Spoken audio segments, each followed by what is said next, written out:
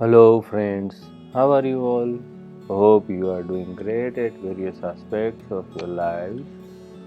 Love is a very pious, precious, and complicated feeling. People often mistake infatuation, attraction, lust, and many other such attributes with love.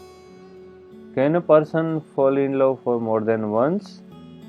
Well, everyone is entitled to his or her opinion, and no one can make a rule that everyone would like to follow wholeheartedly. India, that is Bharat, has the oldest civilization that still exists and is the largest democracy around the world. Arts make a civilization enrich in many aspects. We love songs and stories, and probably that is why the knowledge and science are preserved through the tradition of Shruti and Smruti. That is the reason why Ved or Vedas are called so. The Upanishads thus are a compendium of message conveying stories and wisdom tales. Devayani, Sharmishtha, and Yayati's tale is probably the earliest known love triangle. In the recent past, we have found the retelling of this story by author Ashok Kumar Bankar available at a very attractive price, and we bought it. It is one of the 5 books in the epic love stories series by the author. I will put the links to our reviews for all the 5 books in the series in the description below. Today, let us talk about the epic love story of Devayani, Sharmishtha, and Yayati. That is incomplete without the reference to the one-sided love story between Kach and Devayani. Let us take a look at the cover page of the book. As being a gateway to the world explored within the same, the cover pages, both front and back, of a book plays a vital role in reading and purchase decisions alike. Of course, a book cannot be judged by its cover page solely. The content within is the most important factor. The impression of the cover page, however, cannot be denied. The cover page of this book contains the illustration of the 3 protagonists. The expressions on their faces try conveying a lot. While associated with Devayani, Yayati is secretly trying to catch a glimpse at Sharmishtha. Also, you can see Sharmishtha wore jewelry in her hairs while Devayani doesn't. Such small but important details are the proof of the attention paid by and the thoughtfulness of the cover designer. Let us take a bird's eye view of the book plot. It all starts with the tense moments between Devas and Asuras. Both Brihaspati and Shukra are very talented and are the real powers of the side they belong to. Brihaspati is the source of knowledge for the Devas, and Shukracharya made the Asuras their worthy opponents. Shukracharya was very innovative and used to experiment with herbs. The deadly combination of his skills, talent, and innovative ways of thinking made him able to make Sanjeevani.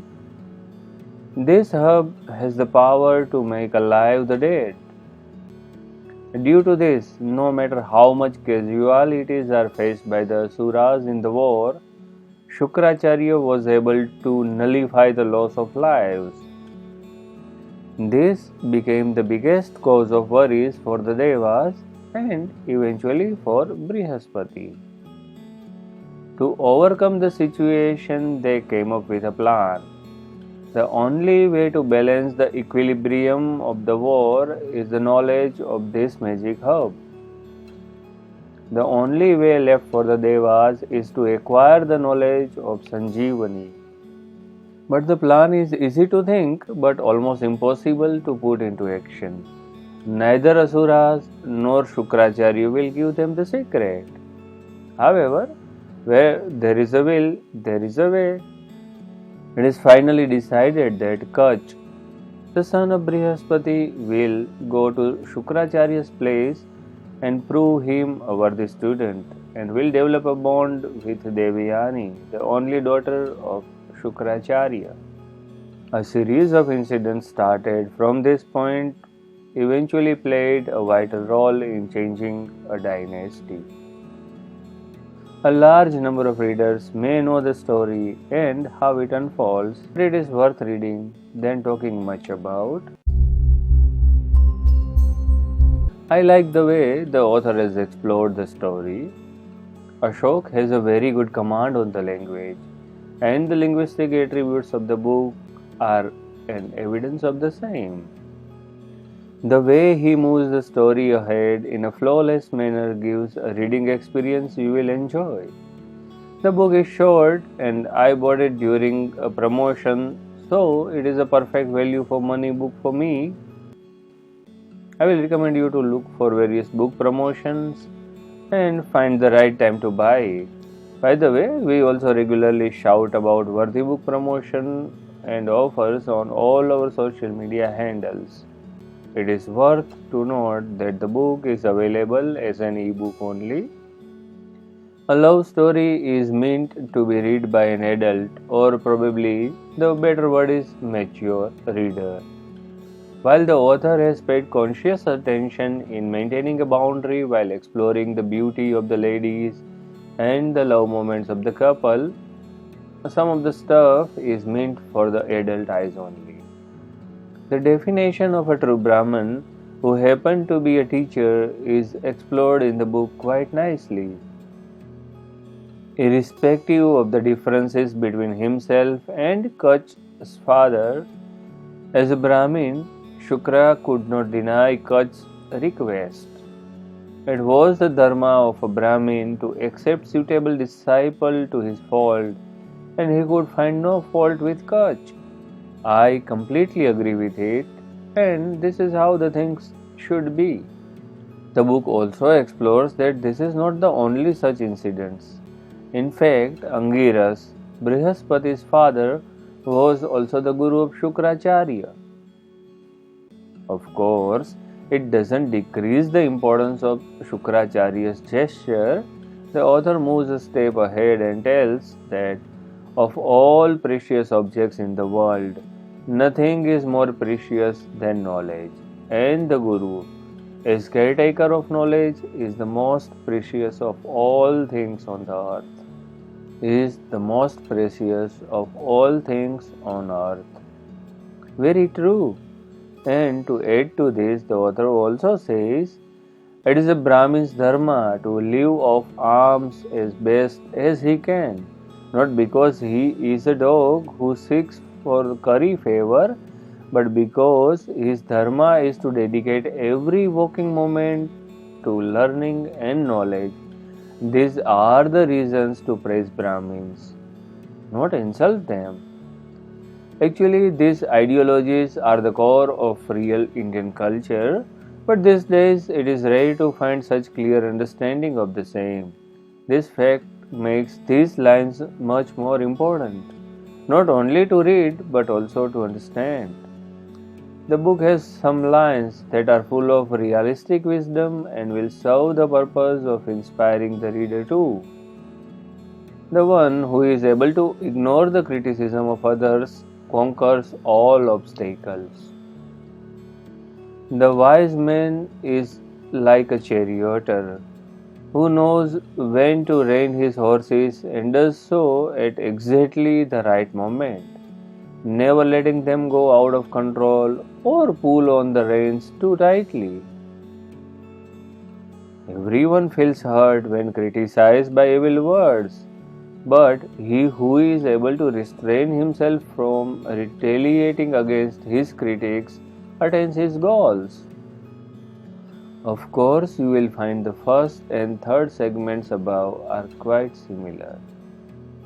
The book doesn't fail to convey the importance of love in any of the aspects of life.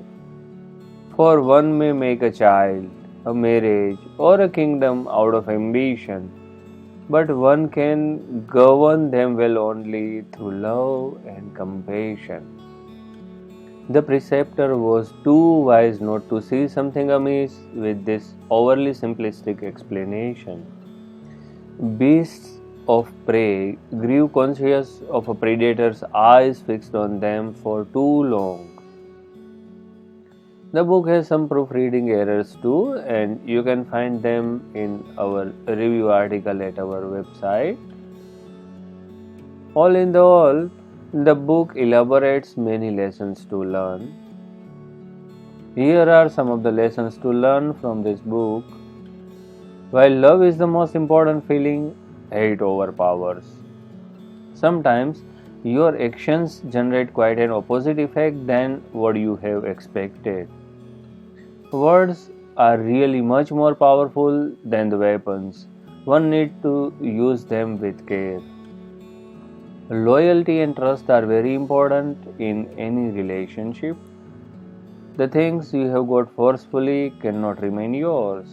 You and only you have to live your life. Loyal relations are nothing less than a boon from the God. Selflessness is the key to life. The book tries to convey all these lessons in an effective manner. I don't want to ruin your genuine reading experience by quoting more from the same, so I have to stop here. So, what is the conclusion? Well, the book has more positives than the letdowns. I recommend you to read this short ebook with a vision to learn from the tale, and you will see a different perspective of the story. Thinkerview's rating around 7.5 to 8 stars out of 10. So, have you already read the book? Are you planning to read it? What do you think about this book review? Do you find it helpful in deciding whether to go for the book or not? Please do share your genuine remarks via comments below. If you have enjoyed listening to the review, please hit the like button and do not forget to share it with your friends and other fellows whom you think such reviews interest more. Till we meet with our next podcast, bye bye, take care, namaskar.